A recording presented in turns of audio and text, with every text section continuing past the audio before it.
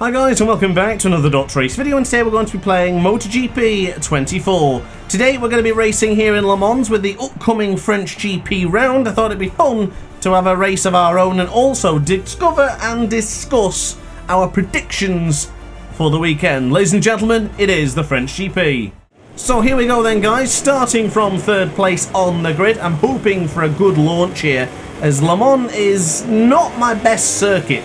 So I do fear that if I'm not up there in the top 5, then a podium is probably going to be unlikely. But into the first corner, we are going to make contact with one of the Gas boys there. I think it was Pedro Acosta, and then we made a little bit of contact with Jorge Martin. Look at that from Maverick Vinales. Really tight to the apex there into turn 4.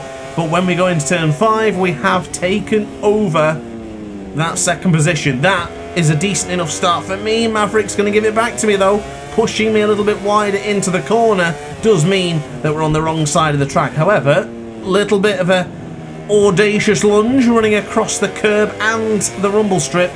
We get through into the Musée corner with a somewhat unorthodox overtake. I'll take it though. I'm happy with that. Second place behind the world champion Pecco Bagnaia. So, ladies and gentlemen, if you haven't watched these videos before, if you're new to the channel, then every single week before a MotoGP race begins, I like to just sit down and talk about my predictions for the upcoming round. And this weekend, of course, as you know, is the French GP of Le Mans. And my initial thoughts and feelings are usually what my predictions are. So whatever I fancy here today is just what I'm going to predict for the upcoming race weekend. Of course, we'll have the practice on Friday, qualifying Saturday, with including the sprint race, and then on Sunday we will have the actual Grand Prix itself. So I cannot wait for all competitions. I do believe Moto E is making its appearance again.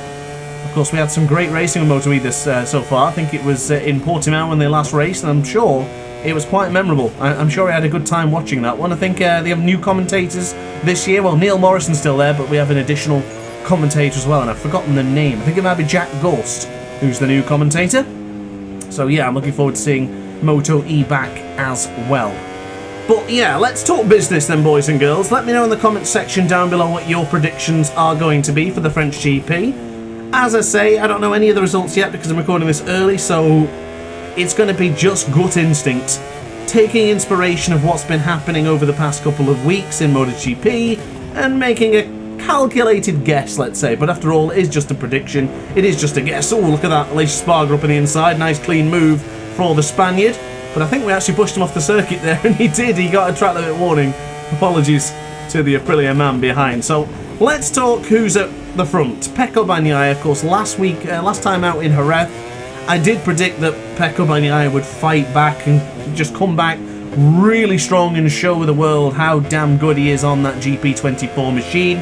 And it absolutely did that. He dominated the battle in the race with Marquez in the latter stage of the laps. I mean, it looked so clear and cut that Marquez was going to get him, and Marquez was then going to start churning out the lap times once he got past. But Pecco bounced back tremendously, outwitted the 8 times world champion, and proved how damn good he is on the Ducati. And I've got to say, those last couple of laps where Marquez is absolutely on your tail, just pulling on your coattails, just charging at you, it's damn near impossible for riders then to go even faster, but somehow Pecco Bagnaia did, so fair play to Pecco. But how will he fare this weekend here in Le Mans? Question remains to be answered, of course, but I do feel he's going to have a good weekend, I really do.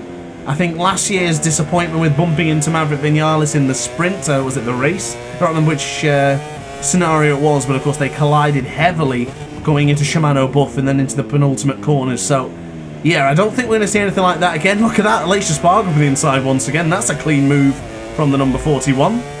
But yeah, Pecco, it's an unknown yet. I'm not happy to say yes, he's going to win, or I'll probably put him on the podium somewhere, but of course it's so hard to say with modern day MotoGP. But to be honest, you have to look at the man I've chosen to race as in this video here today. In the best livery in MotoGP, it's my favourite rider in MotoGP, or quite possibly. I don't really have any favourites, but I do really like Marco Bezzecchi. I'm going to have to go for him. Victor last season, of course, here in Le Mans.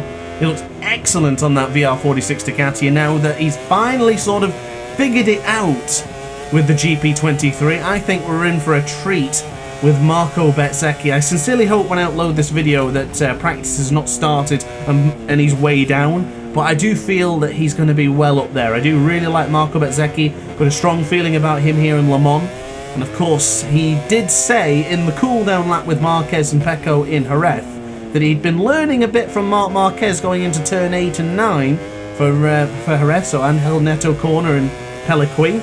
He did learn a few tricks with the GP23 and how to maneuver it in the corner. So let's hope that the Italian can find more speed with the GP23 and get that Pertamina Enduro VR46 Ducati up there on the podium yet again. I'd like to think he's going to win this weekend, but I would definitely take a podium from the man in the yellow, white, black and red on your screens right now. So of course, judging by the way COTA was this year with clearly the aero package of the bike and Maverick Vinales' skills together in tandem made an excellent performance in a track that has undulation. Now Le Mans is not quite the flattest track in the world, there is a bit of undulation, you do go up and down ever so slightly. I do wonder if that will help with the strengths of the Aprilia here in the French GP. So I'm not against the idea of putting someone like Maverick Vinales up there on the podium. The only problem is you have riders behind him such as Jorge Martin and Pedro Acosta right there on the screen right now on the left hand side that you just know are going to be absolutely going gung-ho in a circuit like this. Of course, Pedro Acosta doesn't have the best of records here in Le Mans. He has crashed out here in La Chapelle, so we'll see how he fares, but you can't really argue against Martin. Oh my god, look at that for a lunge from Alicia Spargaro. What was that? I mean, he went full send there. It is under investigation. I didn't even get a chance to really acknowledge that. Wow, okay, fair play, Alicia. That's a bit aggressive. But yeah, regarding the actual predictions, I do really strongly feel that Maverick Vinales will be well up there. Whether it's enough for a podium, I don't really know.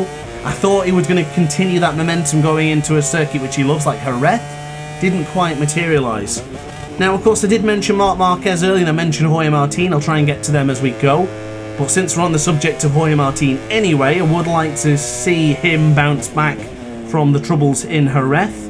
Now, in the predictions video of my race recap, let's say, where I did a challenge of trying to win a flag-to-flag race back in MotoGP 23, I did say, which I was wrong, that I thought Jorge Martin didn't make a mistake in Jerez, and I felt like maybe the bike had let him down, and I basically echoed something similar to what Simon Crafar said, but according to Jorge Martin, he took it on the chin and accepted full responsibility for his demise in the Pedrosa corner of the Spanish GP. So, regarding Jorge Martin, I think he's going to come back and absolutely go for it. I think you'd have to put him down for a sprint victory at the very least this weekend. Don't know how well he's going to fare, because usually when pressure gets Martin, he hasn't quite delivered. Cast your minds back to last season and the year before even in Sepang, leading the race, looked comfortable, looked guaranteed for a victory, then binned it right under the pressure point of trying to get a factory Ducati seat. Year after fighting Pecco Bagnaia for the World Championship, crashes out when a race is leading by miles in Mandalika, and then of course the collision with Marquez in Valencia to try and keep his championship hopes and aspirations alive. He also faltered there. So is this going to be a trend for Martin? Is he going to start making more mistakes, or is he going to dot his I's and cross his T's? I guess we'll find out this weekend, won't we? But I'm sure there's enough Marquez fans for me to move on to him now. So of course the 8 times MotoGP World Champion, one of the best riders in MotoGP history. I do think he's going to have a difficult weekend this weekend. Le Mans in the past has been okay to Marc Marquez. I mean, of course, it didn't quite go as well when we had the flag-to-flag when Jack Miller won. Or was it Danilo Petrucci, one of those? He crashed out, pushing the pressure on during that flag-to-flag condition. So I don't really know, but my gut feeling is not saying much about the Marquez brothers this weekend. I don't know what that is. I felt he would do well in Jerez, which he did. But this weekend, I just don't feel it. I just don't have any urge to put Marc Marquez in the top 5. I hope he does, because of course any race with Marquez is always better. Action, of course, there's so much fan interest when Marquez is there. So I would really much like to see him battling up to the front, but I've just got a feeling that the names I've mentioned so far are going to be the protagonists of the French GP. Now, I would be remiss to not mention Fabio Quartararo and his home circuit. I think if anything, if there's a time for a good result that isn't just because riders crashing out, such as in Jerez, I think it's this weekend for Fabio. He's got to qualify well, get himself into Q2, and just try and qualify in the top 3 rows. If he does, he can have a good race. But if he doesn't, then it's going to be another forgettable race weekend for the Frenchman. He can't do that this weekend though, surely not. I hope the same for Johann Zarco as well, but the RC213V is not really in a situation to be fighting for top positions in MotoGP. I hope I'm wrong, but I don't think I am. So we'll see about him in the future. But yeah, I'm going to back up my point with Fabio Quartararo and say that this is a circuit where you can defend and to use the strength of your motorcycle. Now, the Yamaha traditionally very much likes the corner speed, getting into the corners, really letting that Yamaha sweep in and sweep out.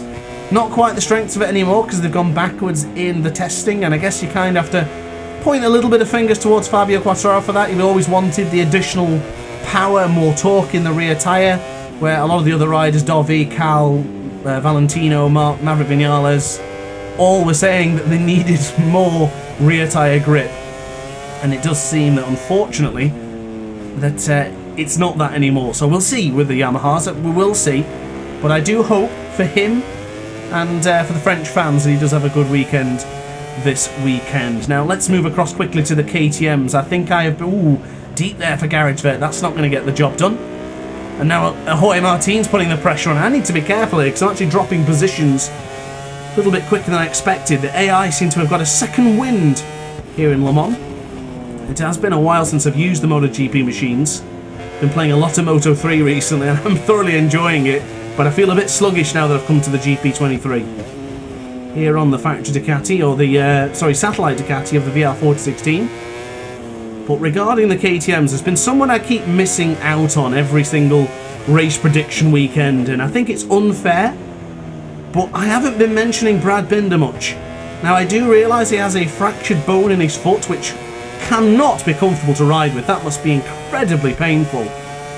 But I have not been giving him the respect he deserves recently, but I want him to give me a reason to respect him even more. I love Brad Binder. I think he's one of the best. Oh, Maverick's gone down! He's binded into turn 4. Oh, goodness me, Maverick. How did you manage that?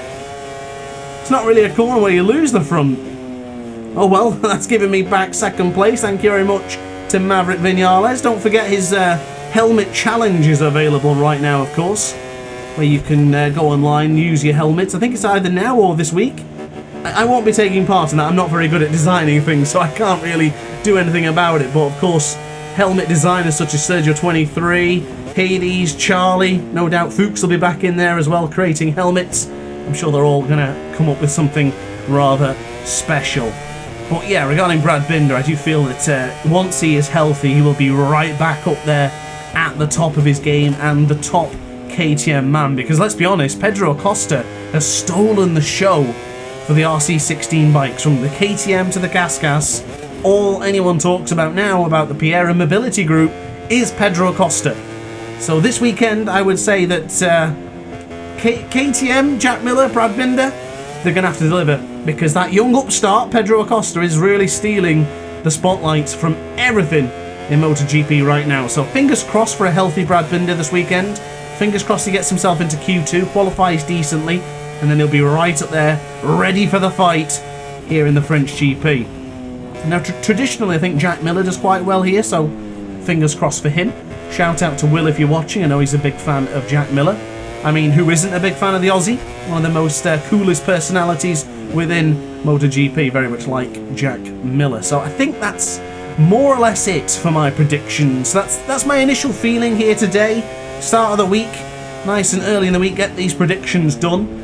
And then, of course, I can think about it all week and then realise if I'm right or wrong when I watch the practice on Friday. No doubt I'm going to be way off. Well, then again, I mean, I've said that a few times, but I wasn't way off in Kota. I got that right. And then I got it right with Pecco Bagnaia as well. And in fact, I even got it right with Maverick in what was it, Portimao. and even Pecco in Qatar, so maybe I'm not doing too bad. It's still better than my 2021 prediction of Alex Rins winning the MotoGP World Championship. That went terribly. I think he crashed about 10 times that season. That was the worst prediction I've ever come up with, ever. Unbelievable. In fact, let me know in the comment section down below about your predictions. How do they usually fare?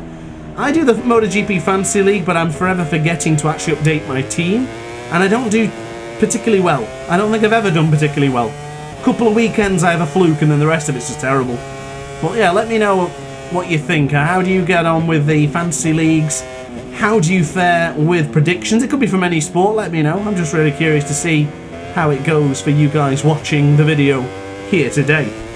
Now, of course, if you are enjoying the video, don't forget to like and subscribe. It does help out the channel. It helps me grow, and it, of course, keeps me going in the right direction to see which content's good and which one isn't. Of course, MotoGP career mode has been